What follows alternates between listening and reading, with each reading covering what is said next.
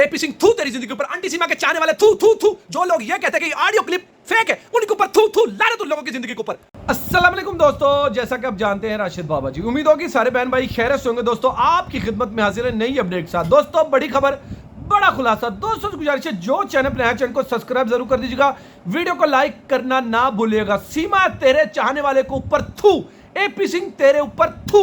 जो लोग ये कहते हैं कि जो ऑडियो क्लिप एक बहुत ज्यादा वायरल हो रहा है, जो ये कह रहे हैं कि ये झूठ है, उनके ऊपर थू। और जो आंटी सीमा के चाटुकार हैं उनके ऊपर भी थू।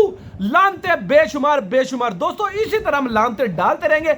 जो आंटी सीमा के चाटुकार है, बेशक वो एपी सिंह है और बेशक वो कोई भी है, जो लोग आंटी सीमा के चाटुकार है, सबके ऊपर लख दी लानते धुतकार बेशुमार बेशुमार बेशुमार। दोस्तों हम तो इसी तरह डालते रहेंगे जब तक हैदर भाई के बच्चे हैदर भाई को नहीं मिल जाते, जब तक ये एपी सिंह दगड़ दला हमारे मुल्क के पाकिस्तान के बारे में बुरा भला कहना बाज नहीं आ जाता। क्या कहता है एपी सिंह? ये कहता है कि पाकिस्तानी आतंकवादी है। एक दगड़ दले एपी सिंह, तू आतंकवादी, तेरा बाप आतंकवादी, तेरी मां आतंकवादी, तेरे सारा खानदान आतंकवादी, तेरी 7 पुश्त भी यह बात याद रखेगी। एपी सिंह दगड़ दले, तुझे चाहिए कहीं पे डूब के मर जाना। तू क्या कहता है कि हमारे माँ बाप ने ऐसी हमारी परवरिश नहीं की, हमें पता है कैसी तुम्हारे माँ बाप ने तुम्हारी परवरिश की। अगर तुम्हारे माँ बाप तुम्हारी अच्छी परवरिश करते तो तू कभी हमारे मुल्क के पाकिस्तान को कभी टारगेट ना करता, कभी तू हिंदू मुस्लिम ना करता। तेरे पास क्या दो बातें हैं? पाकिस्तान ऐसा है, पाकिस्तान वैसा है, दगड़ दले लानत तेरी जिंदगी के ऊपर। नहीं बोलते किसी मुल्क के बारे में, हम भी बोल सकते हैं, बाकी नहीं बोलेंगे क्योंकि हमें हमारे माँ बाप ने हमारी परवरिश बहुत अच्छी की है। दगड़ दले तेरी जैसी परवरिश नहीं की जैसी तू है। तुझे तो ये नहीं पता तेरा बाप कौन है। क्या तुझे पता है एपी सिंह दगड़ दले तेरा बाप कौन है? तुझे नहीं पता क्योंकि तू एक पता नहीं किस गटर का कीड़ा है। अगर तू सही खानदान का होता तो कभी तू मुल्क के पाकिस्तान को टारगेट ना करता, किसी को टारगेट ना करता। आखिरकार अगर तेरी अच्छी परवरिश हुई होती तो तू किसी को टारगेट करता ही नहीं। हम तो तेरी वजह से तुझे टारगेट करते हैं क्योंकि तू हमारे मुल्क के पाकिस्तानी के बारे में जहर उगलता है, हमारी आर्मी के बारे में जहर उगलता है, हमारे बारे में जहर उगलता है। पाकिस्तान जिंदाबाद, पाकिस्तान की आर्मी जिंदाबाद। और तेरे जैसे लाख दी लानत लाख दिन। एपी सिंह मुर्दाबाद, एपी सिंह की पूरी फैमिली मुर्दाबाद। और हम तो इसी तरह मुर्दाबाद कहते रहेंगे एपी सिंह जब तक तू हमारे मुल्क के पाकिस्तान के बारे में जहर उगलता रहेगा, हमारे बारे में जहर उगलता रहेगा, हमारे आर्मी के बारे में जहर उगलता रहेगा। ये तो सबको पता है कि किसने मुंह की खाई है। अल्हम्दुलिल्लाह पाकिस्तान आर्मी जिंदाबाद, पाकिस्तान आर्मी जिंदाबाद। और एपी सिंह तू मुर्दाबाद, तू आतंकवादी, तेरी पूरी फैमिली आतंकवादी। दोस्तों 28 तारीख को एक बहुत बड़ा फैसला आने वाला है। सीमा या तो पाकिस्तान डिपोर्ट कर दी जाएगी और या सीमा को उठा के जेल में डाल दिया जाएगा। सीमा वो लप्पू जिसके घर में एक टाइम का पानी नहीं होता था, आज वो लप्पू घर में एयर कूलर ले आया, सिर्फ हैदर भाई के बच्चों के बदौलत। हैदर भाई के बच्चों के बदौलत लप्पू तुझे हर चीज मिल रही है। तेरे घर में तो पानी पीने के लिए नहीं मिलता था, एक टाइम की रोटी नहीं होती थी तेरे पास भड़वे, और तू अब बैठ के बड़ी बड़ी बातें कर रहा है। लानत लप्पू तेरी जिंदगी पर। इंशाल्लाह ताला हैदर भाई के बच्चों को पाकिस्तान डिपोर्ट होने दे और उनको आने दे। तू उसी तरह भूखा मरेगा जैसे तू पहले मरता था।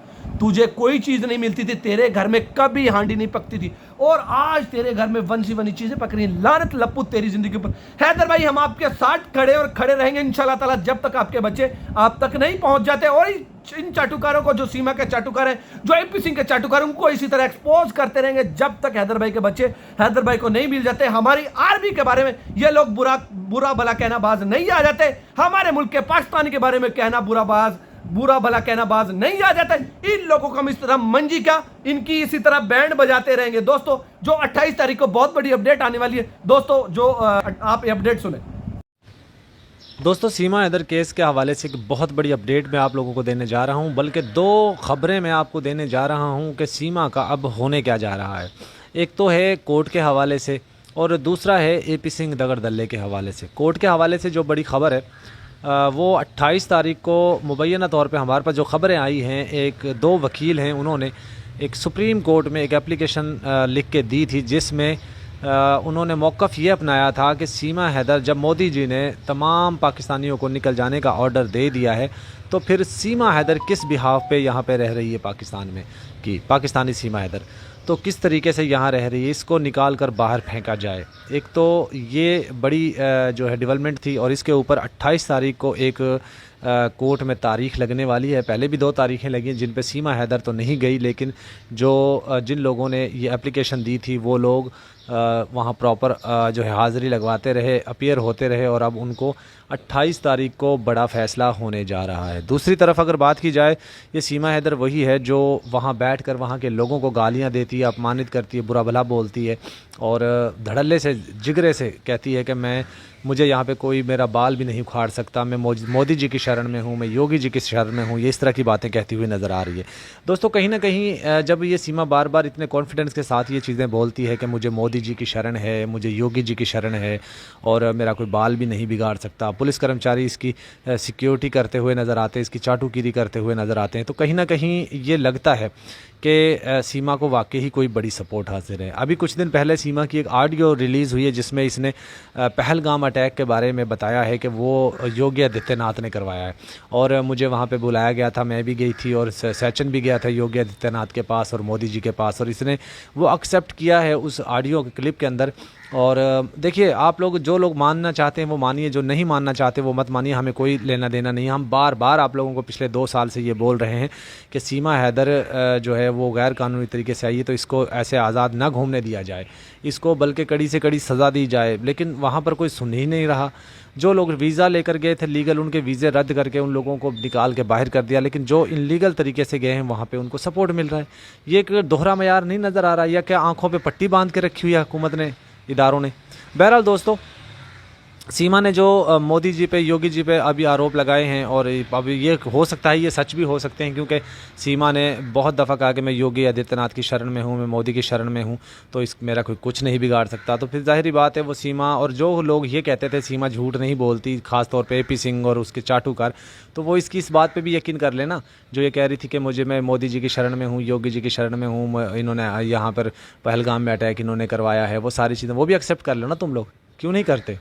बहरहाल दोस्तों, ये तो चीज़ें चलती रहेंगी। अब मैं आपको बताता हूँ दूसरी अहम डेवलपमेंट जो सीमा की तरफ से हुई है। जब सीमा वहाँ गई थी तो AP सिंह ने गृह मंत्रालय में और बहुत सारी जगहों पे बहुत सारी एप्लीकेशन दे के रखी थी कि इसकी नागरिकता मिलनी चाहिए, इसको रिफ्यूजी में डाल देना चाहिए, इसको ये कर देना चाहिए, इसको वो करने देना चाहिए।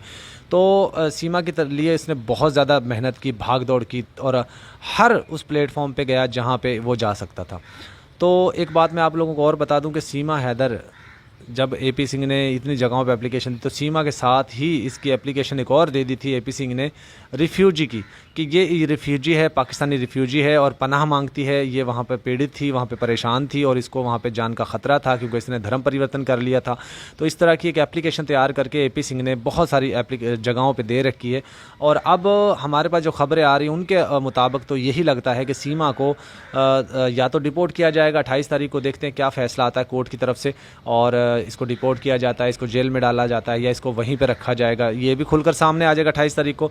दूसरा, जो रिफ्यूजी की बातें चल रही हैं कि इसको रिफ्यूजी कैंप में डाला जा रहा है, इसको रिफ्यूजीज़ में डाला जा रहा है, तो ये भी एक बहुत बड़ी एक शॉकिंग न्यूज़ है कि ऐसी एक औरत जो वहाँ पर चोरों की तरह रहती है, चले अगर रिफ्यूजी की तरह होता तो तू वहाँ पे जाती, उनको बोलती कि मैं गैर कानूनी तरीके से आई हूँ, मेरी जान को ख़तरा था वहाँ पर। इसने मज़हब तो वहाँ पे जाकर कबूल किया है, वहाँ पे जो धर्म परिवर्तन तो वहाँ पे किया नोएडा के अंदर, नबूपुरा के अंदर। तो ये कैसे कहती कि मैंने पाकिस्तान में धर्म परिवर्तन कर लिया था? अगर धर्म परिवर्तन कर लिया था तूने अपना किया था, बच्चों का तो नहीं किया था, बच्चे तो किस लिए लेकर गई।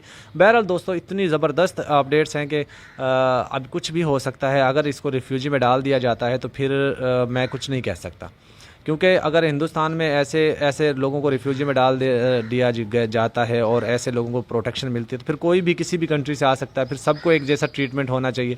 क्यों सीमा के लिए ही अलहदा क्यों ट्रीटमेंट, क्या ख़ास उसके लिए क्या ख़ास चीज़ है?